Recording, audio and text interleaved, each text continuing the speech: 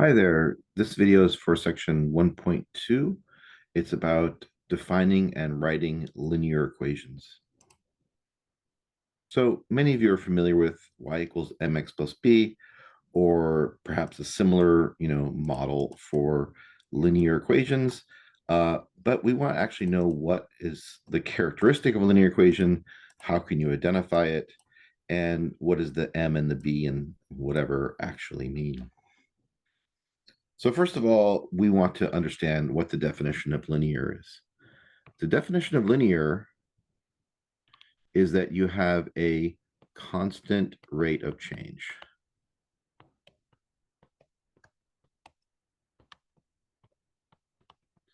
And just to make sure that that's clear, that means that the y is changing constantly per x.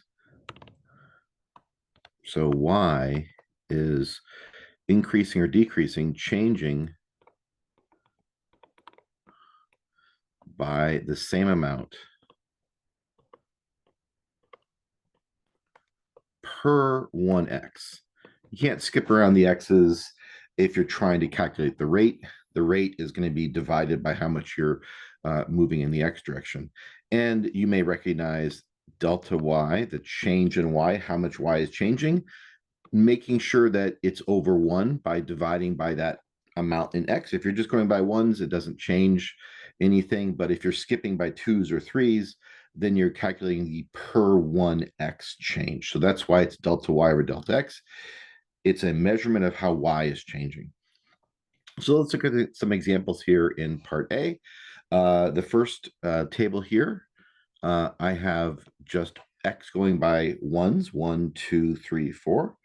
And the y certainly looks like a pattern, 2, 4, 8, 16, right? So we definitely can see a pattern in this first table. However, let's actually investigate whether y is changing by the same amount.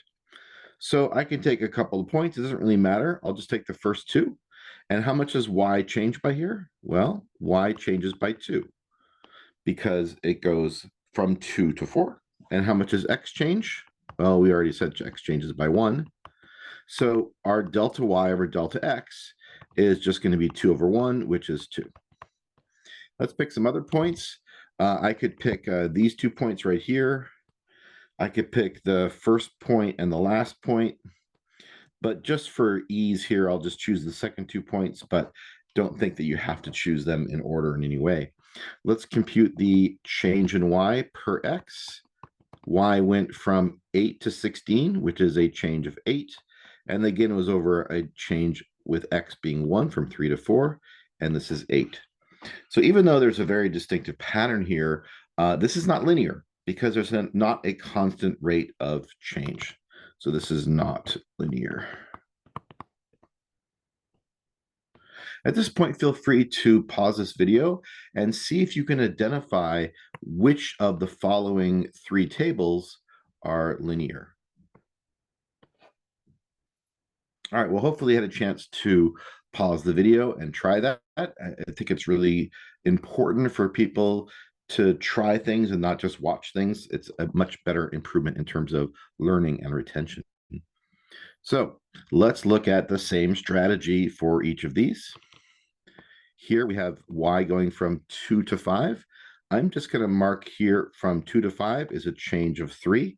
And in fact, I'm going to say plus 3 because you'll see sometimes later on things may decrease. So I'll just emphasize that it's an addition of 3. X is going up by 1. And so I can have a delta y delta x equaling positive 3 over positive 1, which is still just 3. And for another couple pair of points, we have 8 to 11 is a growth of 3, and 3 to 4 is a growth of 1. So we have delta y over delta x is equal to 3 over 1, which is 3. Now, to be very confident in your answer, we should check these middle 2 points as well, because sometimes you have the beginning having a constant rate of 3 and the end having a constant rate of 3, but the middle not. So from 5 to 8 is also plus 3, and this is plus 1. So we actually double checked and verified that we weren't tricked by this problem, and we still get a rate or a slope of 3. So this is linear. So that helps us define the idea of slope. Slope is how much y is changing each time. If y is changing by a different amount, there's no such thing as slope because slope is the constant rate of change. So for this linear problem, we have a slope of equal to 3. We have the constant rate of 3. All right, let's go through the last couple of examples. From here to here, right, we have y going from -1 to +3. That's an increase of 4. Of course, you can do y2 minus y1 if you want to actually do some calculations. But if you start with -$1 and you end up with $3, that's an increase of $4. Feel free to use the y2 minus y1 or whatever formula you wish to use to help you calculate these rates. X goes from 0 to 2, which is an addition of 2. So my delta y over delta x,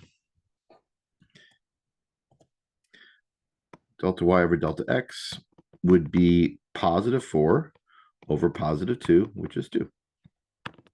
And we'll do the second couple of points. This is 11 to 13, which is an increase of 2, and 6 to 7, which is an increase of 1. So delta y over delta x is 2 over 1, which is 2. And we could verify the middle one as well. That says an x has a y increase from 3 to 11, which is 8, and an x increase from 2 to 6, which is 4. So it actually does check out for this problem as well. So this is linear, and we know the slope is equal to 2 because we found 2 as the rate between every single pair of points. This one may not have looked linear if you tried it on the face of it, because if you look just at the y values go -1 to 3 to 11 to 13. The y values don't appear to have a pattern. If you just look at -1, 3, 11, 13, sometimes it grows by a lot, sometimes it grows by a little. But again, we're not just looking at how y changes, we're looking at the rate of change, which is how much y changes per 1x. So you have to make sure to divide by that x change. I did jump around a bit just to try to give the illusion that it wasn't linear. All right, last problem here. From 4 to 4, pen will work here. From 4 to 4 is an increase of 0, and that happened over a change of 1. So my delta y, change of 2, excuse me, from 1 to 3 is 2. Thank you. So my y changed by 0, my x changed by 2, and 0 divided by 2, my friends, is equal to 0. And lastly, we have from 4 to 4 is an increase of 0. From 4 to 10 is an increase of 6. So delta y over delta x is 0 over 6. And you can even check that everything here is as expected. It is going to be the same slope of 0 every single time. Whoops, I wrote 1, but this is 0. So this is, again, linear. And this slope is equal to 0. All right, so that's what a definition of linear is and how you can identify whether something is linear or not. Of course, if you're given an equation of a line, y equals 2x plus 3, you can identify that format as linear, but there's lots of situations where we're not given an equation or the equation is much more complicated than that, and we can always verify whether there's a constant rate of change in order to determine whether the situation is linear or not. We do oftentimes use the y equals mx plus b. If you saw a previous video, I mentioned that there's a new formula that we use, kind of more sophisticated.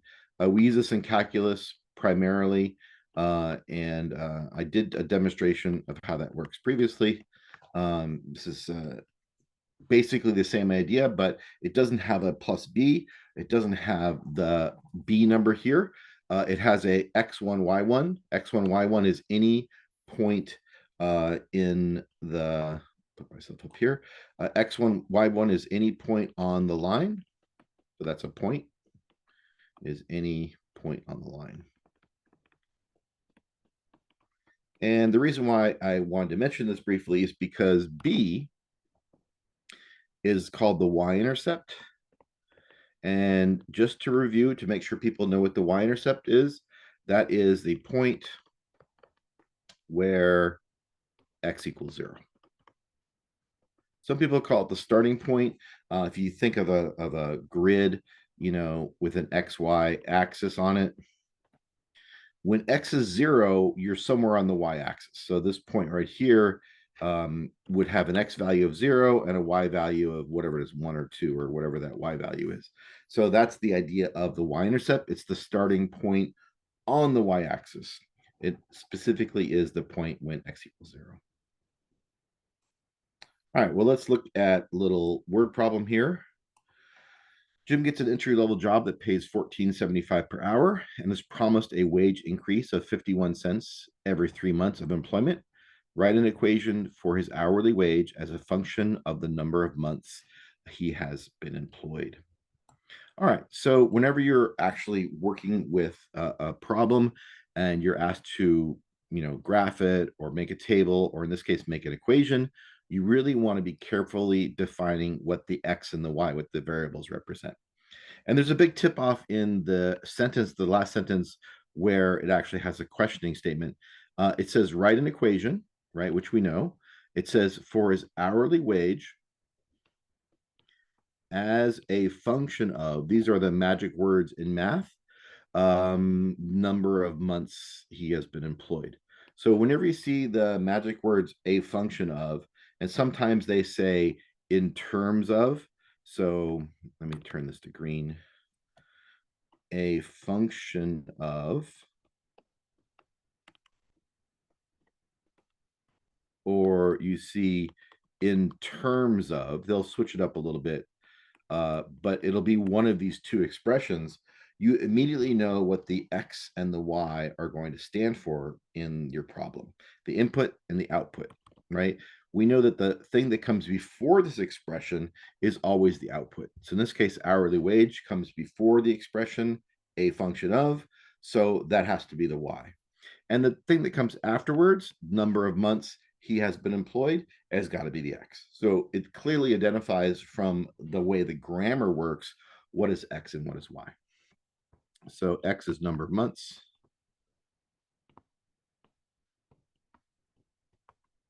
And Y is hourly wage.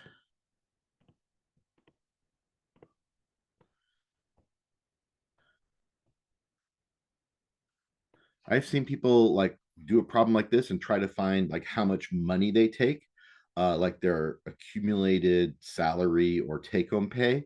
But that's not what this problem is asking for. It's just looking for what the wage would be as a function of the number of months. So starting off right now, we would call that 0, the starting point. We know that it pays $14.75 per hour. So without ever working there, the first day, Jim gets $14.75.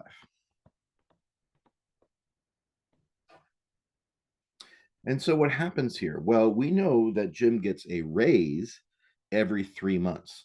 So it doesn't really help if we do a 1 or a 2 here because we don't know how much he's making after 1 month or 2 months. I'd assume he's not getting a raise at all. It's just the same 1475, 1475. So let's jump ahead to 3. After 3 months, he gets a raise of 51 cents, which means this goes up or increases by 51 cents. So 1475 plus 51, I believe, should be 1526.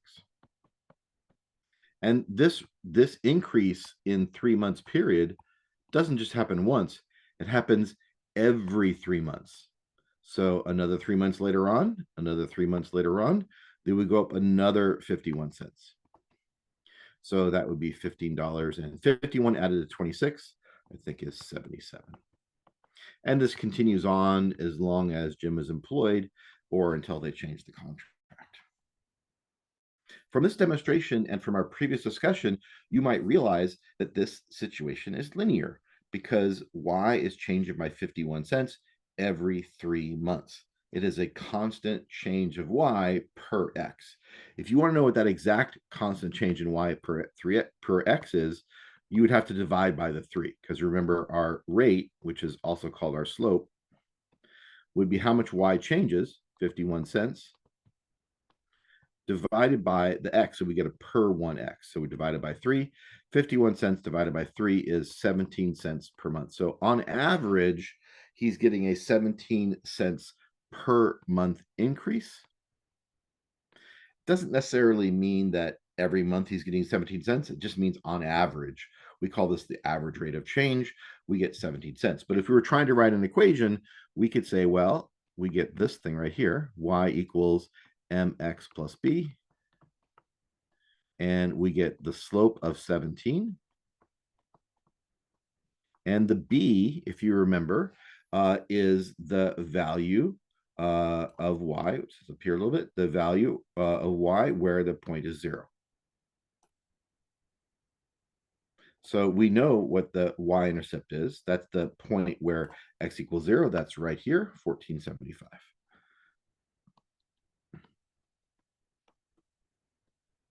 So here we were given the starting value, 1475, and we were able to quickly determine the slope. And so we can get a y equals mx plus b equation. Now, since I'm trying to sell the y minus y1 version, let me show you that, just so you can see some more examples. If you have not had a lot of experience with y minus y1 equals mx minus x1, I'll just give you another opportunity to see this in action. The slope is still the slope. That's still 17. And the point x1, y1, or the letters x1, y1, refer to any point. So this right here, x1, y1 is any point. And we could choose the first point, 0, 1475, or we could choose any other point, 3, 15, 26, or any other number like that. What's nice about this formula is that you don't have to try to find the b. A lot of times we don't know the starting point. We don't know that the y-intercept, the point where x equals 0. So it's very easy to find the equation, even without knowing or having to find the y-intercept value.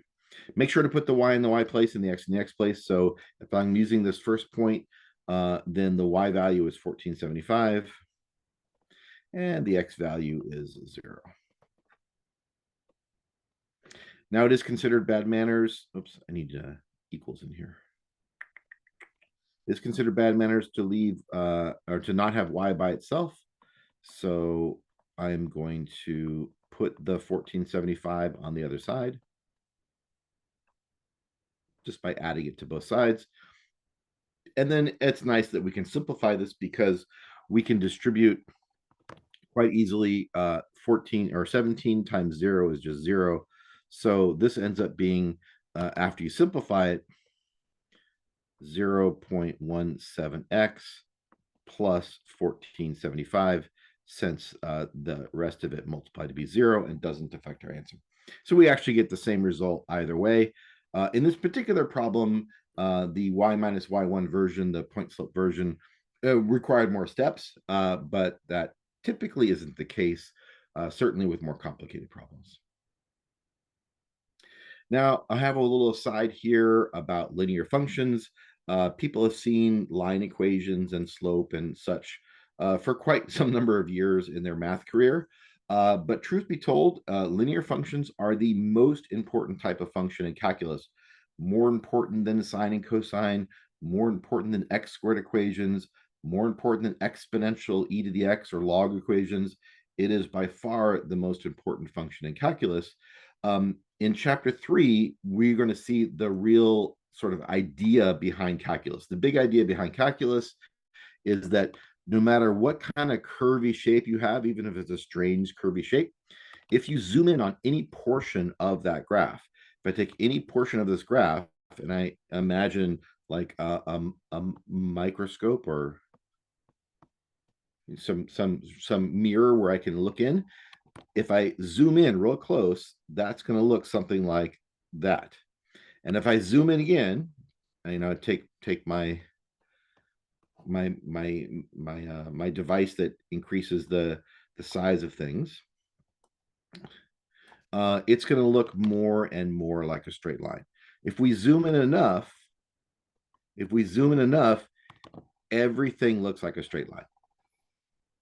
And so the big idea behind calculus is no matter how complicated a situation is, even the most complicated graphs or functions, we are going to zoom in until we see a line. We're going to know everything about this line we possibly can, and every possible line that goes along the graph. So there's a little line here, there's a little line here, there's a little line here. There's all kinds of little lines that make up the graph. And once we understand everything we can about those little lines, we can put that information together and we understand everything about the curve. That sounds a little vague and hand wavy, and it is at this point, but we will make it very precise starting in chapter 3. And I just want to give you sort of an idea of where we're heading towards and one of the big ideas in calculus.